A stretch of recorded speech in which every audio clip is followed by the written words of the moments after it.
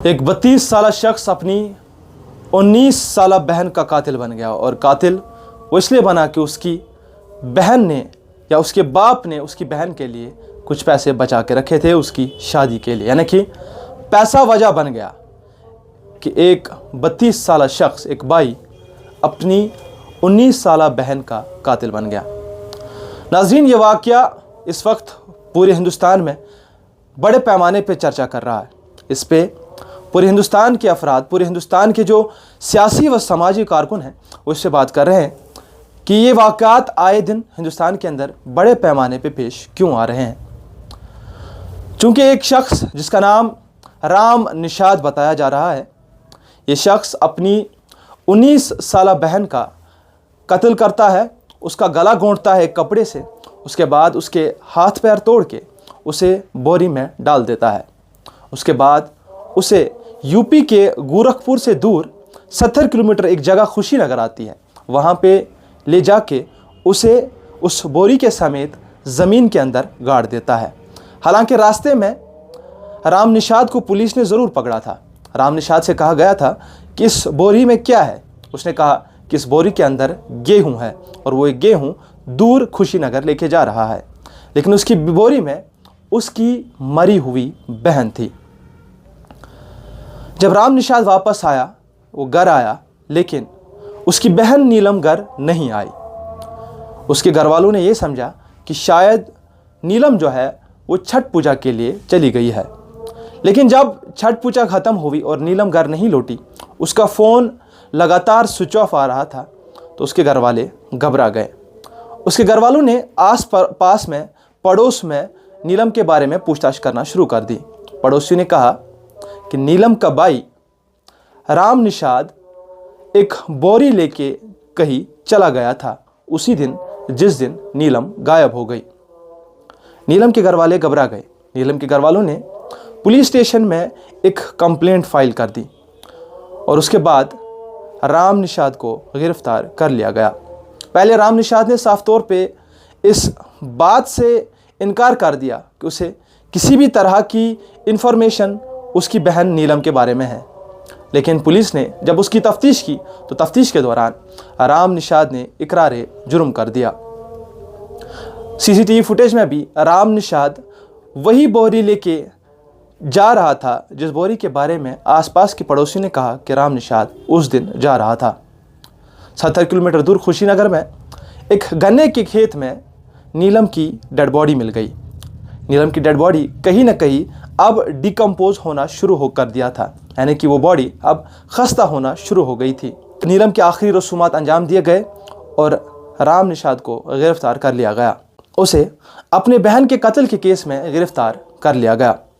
Police ने case दर्ज कर दिया और राम निषाद को सजाए मौत देने की मांग जो है तमाम सियासी व समाजी कारकुनान ने पूरे हिंदुस्तान के की हुई है।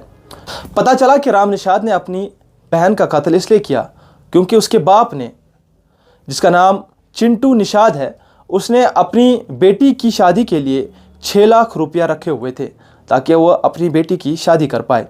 लेकिन राम निषाद इस बात से गुस्सा था और उसने अपनी बहन का कत्ल कर दिया, इसलिए कि उसे उस में से हिस्सा नहीं मिला। झगड़ा इसी बात को लेके हुआ, इस कदर बढ़ गया कि वो अपनी बहन का कत्ल करने पे आमादा हो गया। आए दिन हम हिंदुस्तान के अंदर इस तरह के वाक़यात होते हुए देखते हैं। हाल ही में हमने देखा कि जम्मू कश्मीर के अंदर भी कुछ वक्त पहले इसी तरह का एक वाक़ा पेश आया था। इसी तरह के वाक़ात पूरे हिंदुस्तान के अंदर इस वक्त पेश आ रहे हैं, जिसके चलते हुए हिंदुस्तान के अंदर जो समाजी व सियासी कारकुनान हैं वो बड़े तशवीश में हैं कि हिंदुस्तान के अंदर इस जो क्राइम की वबा है ये क्यों इस कदर बढ़ रही है और क्या इसका असर जम्मू कश्मीर के अंदर भी नहीं दिख रहा है। जम्मू कश्मीर के अंदर अगर हम NCRB यानी कि नेशनल क्राइम रिपोर्ट्स ब्यूरो की रिपोर्ट्स देखते हैं तो उनसे साफ पता चलता है कि पिछले कुछ सालों से जम्मू कश्मीर के अंदर जो जुर्म की लहर है वो बड़े पैमाने पे बढ़ती नज़र आ रही है। यानी कि जम्मू कश्मीर के अंदर भी अब कत्ल के किस्से देखने को हमें बड़े पैमाने पे मिलते हैं।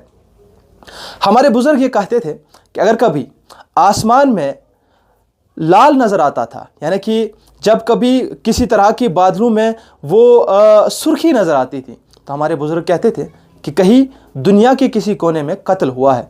लेकिन आज जम्मू कश्मीर के अंदर भी कत्लों की बड़ी पैमार हो चुकी है। हम देखते हैं कि अक्सर छोटी सी बात को लेके लोग कत्ल पे आ पहुंचते हैं, छुरा निकालने पे आ पहुंचते हैं। एक शरीफ आदमी चुप करके चलता है, एक शरीफ आदमी सहमे हुआ चलता है। उसे नहीं पता कि कब उसके साथ बुरे से बुरा सलूक किया जाए। कई बार हमने भी आप तक इसी तरह की कहानियां जम्मू कश्मीर से पहुंचाई। हमने एक सफ़ा कत्ल का वाक़या आप तक पहुंचाया, जहां पे एक भांजे ने अपने चाचे जान का कत्ल किया। हमने आप तक पारिमपोरा से एक केस पहुंचाया, जहां पे एक चचेरे भाई ने दूसरे चचेरे भाई का कत्ल कर दिया। हमने आप तक श्रीनगर के रावतपोरा से एक केस पहुंचाया, जहां पे एक बीवी ने अपने खावंद का कत्ल कर दिया।